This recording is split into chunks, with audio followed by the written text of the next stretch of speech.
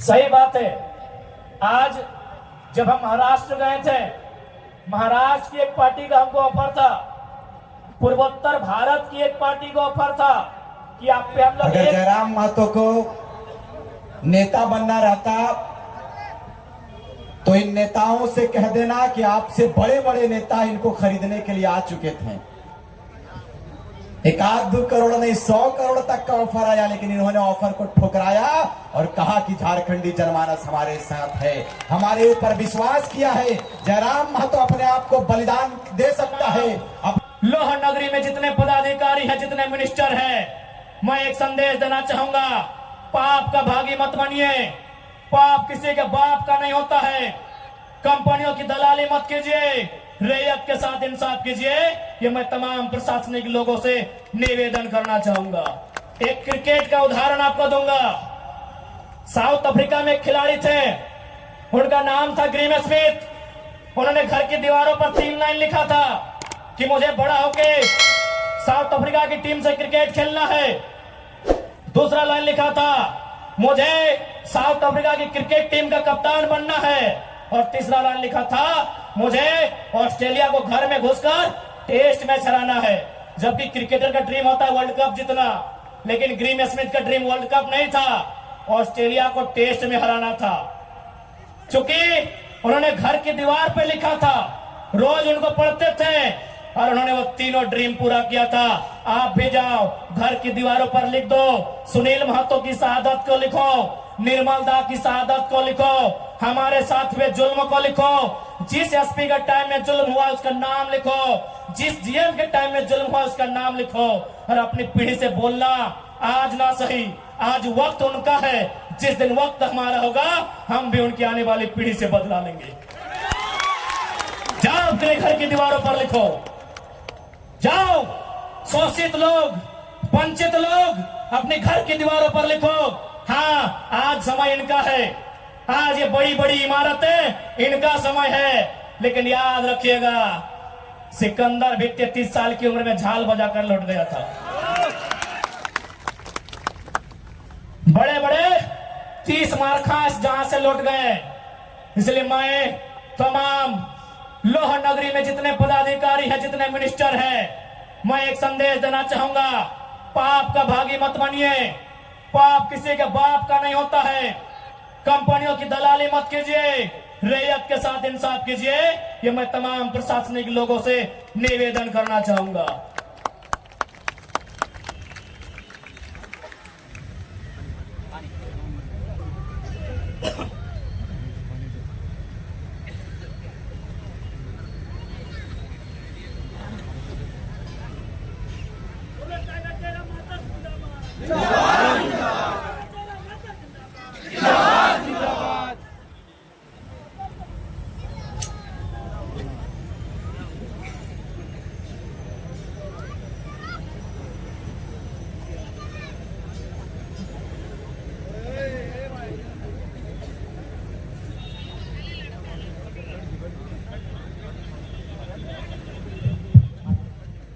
थोड़ा सा इनका तबीयत खराब है।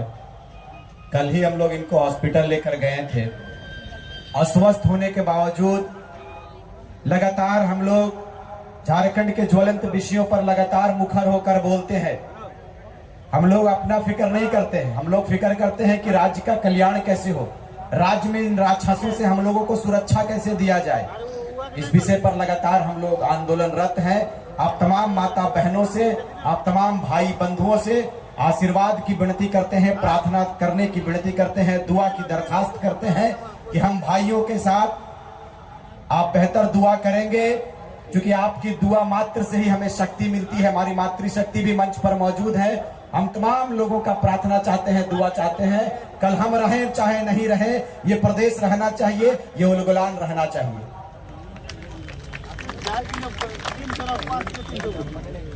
क्योंकि कभी इनका बीपी डाउन हो जाता है तो कभी मेरा हो जाता है। कल मेरा भी तबीयत खराब था, लेकिन इनका तबीयत खराब देखकर हमने कहा कि आपको अभी खराब नहीं होना है।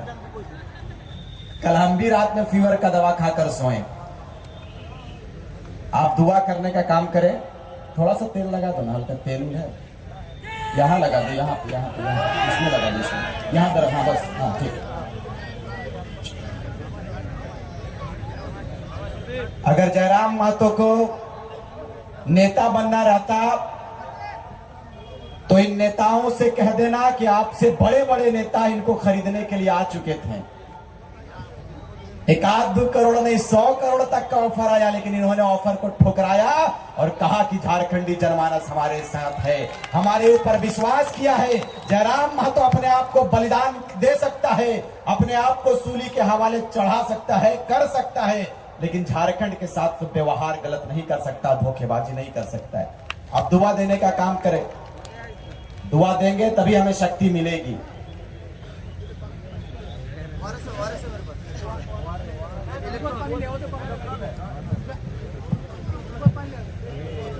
और जाहिर सी बात है कि वक्ता, अरे नेता लोग तो 10 मिनट बोलता है और बैठ जाता है, लेकिन हम लोग 45 मिनट 2 घंटा तक बोलते रहते। जाहिर सी बात है ब्लड सर्कुलेशन हाई होता है, नसें जो होती वो फटने लगता है, तो जाहिर सी बात है। लेकिन इतना दर्द भरा है कि हम लोग रुकते ही नहीं हैं।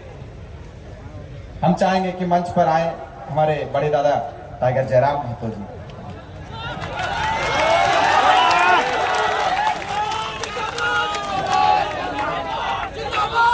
हेलो, नहीं धीरे बोलेंगे अब।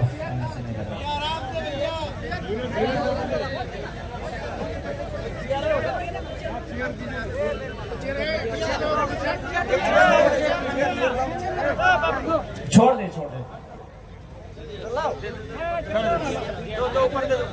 नहीं।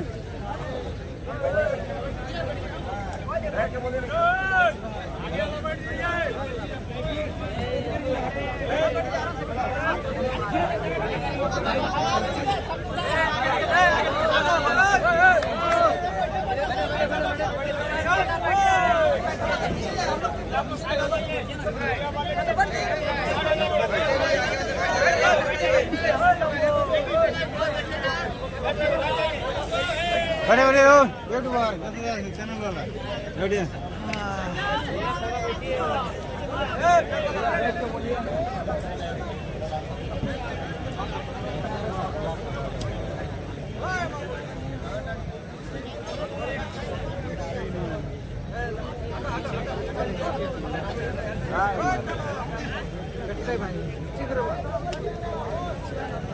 एक्चुअली हम कल मेरा बागमारा में 8 को पंचायत में कार्यक्रम था, 11 को पंचायत में कार्यक्रम था और 6 पंचायत के बाद हमको कार्यक्रम कैंसिल करना पड़ा और रात को लगभग हॉस्पिटल होना पड़ा, लगभग 2 घंटा पानी चढ़ा, लेकिन उसके बावजूद आपके बीच खड़ा है क्योंकि हमने वचन दिया था कि शहीद सुनील महतो की शहादत के दिन जाएंगे और उनकी आत्मा हमारे अंदर होगी और जितने बुरे लोग हैं उनका हिसाब करेंगे।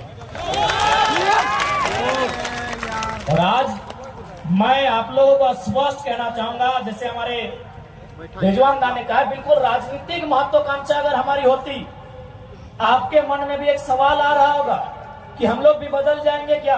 अरे बदल जाने का रहता तो जान जोखिम में नहीं रखते हैं, जान को बचा के सभा करते हैं। आज हम पूरे विश्वास के साथ कहते हैं, देश के माननीय प्रधानमंत्री अपना जीवन में जितना सभा नहीं किया होंगे, हमने 2 साल में किया है। यदि बदलने जैसा कोई भी स्वभाव होता तो आज का कार्यक्रम हम कैंसिल कर सकते थे, क्योंकि हम 6 को कार्यक्रम कैंसिल करके आए हैं और कल मेरा कार्यक्रम था उसको भी कैंसिल किया है, परसों का भी कार्यक्रम कैंसिल किए हैं, तो आज वाला भी कैंसिल कर देते हैं। लेकिन आज वाला कैंसिल इसलिए नहीं किए क्योंकि आज कोल्हांचल की माटी में जाकर जो हमारे कोल्हान के वीर हैं, उन्हें आज कहीं ना कहीं हमें नैतिक समर्थन के साथ साथ शारीरिक समर्थन देने की आवश्यकता है। सही बात है, आज जब हम महाराष्ट्र गए थे, महाराष्ट्र की एक पार्टी का हमको ऑफर था, पूर्वोत्तर भारत की एक पार्टी का ऑफर था कि आप पे हम लोग 100 करोड़ का इन्वेस्ट करेंगे, विधानसभा के चुनाव में आपको 2 हेलीकॉप्टर देंगे। लेकिन हमने एक लाइन कहा था, तो फिर हम भी तो बाकी नेताओं की तरह, केंद्रीय मंत्री बाकी मंत्रियों की तरह टाटा टिस्को की दलाली करना होगा। इसलिए आप अपने करोड़ रुपए को रखिए, अपने हेलीकॉप्टर को भी अपने पास रखिए, गोली भी चलेगा तो चलने दीजिए। हम लोग झारखंड में बदलाव लेने आए हैं और इस बात के लिए हम लोग निश्चित अपना वचन रखते हैं। आज बहुत सारे लोग इस बात को कहेंगे कि हम लोग बाहरी भीतरी करते हैं। मैं सिरे से खारिज करूंगा, ये बिल्कुल गलत बात है। कोई बाहरी भीतरी की लड़ाई नहीं है। ये झारखंड की अस्मिता की लड़ाई है। क्योंकि जब विवाद होता है तो सबसे पहले बिहार और झारखंड सामने आते हैं। तो मैं यदि इन बड़ी बड़ी इमारतों में बिहार के निवासी हैं और मैं संवैधानिक दृष्टि से बिहार को बड़ा भाई मानता हूं, तो पहला संदेश आपको दूंगा। आप ही के राज्य के एक हाई कोर्ट के जज ने हमको टेलीफोन किया था और उन्होंने एक लाइन में कहा आपकी लड़ाई सही है। हमने कहा सर आप ऐसा क्यों कह रहे हैं? बोला यार अगर ये लड़ाई तुम्हारी सही नहीं है तो बिहार से झारखंड अलग काहे बना? ठेकेदारी में भी यूपी बिहार के लोग रहेंगे, कॉन्ट्रैक्ट में भी वही लोग रहेंगे, आउटसोर्सिंग में भी वही लोग रहेंगे, प्राइवेट में भी वे लोग, पब्लिक सेक्टर में वे लोग, गवर्नमेंट के सेक्टर में वे लोग रहेंगे, सरकार को पीछे से वे लोग चलाएंगे। तो झारखंड काहे बना है? ये हम नहीं, बिहार राज्य के एक सम्मानित हाईकोर्ट के जज ने कहा है। यानी जो लोग अपना अपना हिस्सा खाना चाहते हैं वो कहीं का रहे, वो हमारे साथ खड़ा है। टेलीफोन से हमारी बात किसान आंदोलन के जाट समुदाय के व्यक्ति से हुआ। उसने बड़ा अच्छा तर्क दिया कि आपकी लोकेलिटी की लड़ाई बिल्कुल सही है। यदि मान लीजिए पूरा इंडिया एक होता, कश्मीर से कन्याकुमारी, अरुणाचल प्रदेश से गुजरात, और यदि कोई पंजाब का आदमी, जाहिर सी बात अगर पुलिस को ऑप्शन आता सबसे पहले पंजाब के भाई लोग बनते, और यदि वो असम चल जाता पुलिस की ड्यूटी करने, तो क्या असम को कंट्रोल कर पाता? ये एक जाट नेता का स्टेटमेंट है कि बिल्कुल सही लड़ाई है। बंगाल में बंगाली, बिहार में बिहारी, झारखंड में झारखंडी। यदि कोई टीचर बनता, केरल की कोई लड़की टीचर बनके अरुणाचल प्रदेश चली जाती, क्या वो पढ़ाई कर पाती, बच्चों को पढ़ा पाती? नहीं। झारखंड भारत देश विविधताओं का देश है, और जो लोग बाहर भीतर की बात कहते हैं, मैं उनको लोकतंत्र के चौथे स्तंभ के माध्यम से आह्वान करूंगा कि आप में अगर इतनी साहस है तो जाइए भारत के संविधान में जो पहला आर्टिकल लिखा है उसको बदलिए। वहां साफ साफ लिखा है, India that is Bharat shall be a country of states. Bharat अर्थात इंडिया वह राज्यों का संघ होगा। बिना राज्य के आप देश कैसे बनाएंगे? मान्यवर, कैसे देश बनाएंगे? यह भाषा एक नहीं, बोली एक नहीं, परंपरा एक नहीं, खान पान का तरीका एक नहीं, अरे पहनने का तरीका एक नहीं। भारत को एक आप कैसे कीजिएगा बताइए? इसलिए भारत का संविधान खूबसूरत है, पढ़िए। जो लोग हमारे अधिकारों पे नजर गड़ा के बैठे हैं, पढ़िए। भारत का भी संविधान साफ साफ लिखा है, India that is Bharat shall be a country of unions, shall be a country of states. वहां लिखा दीजिए, India that is Bharat is a country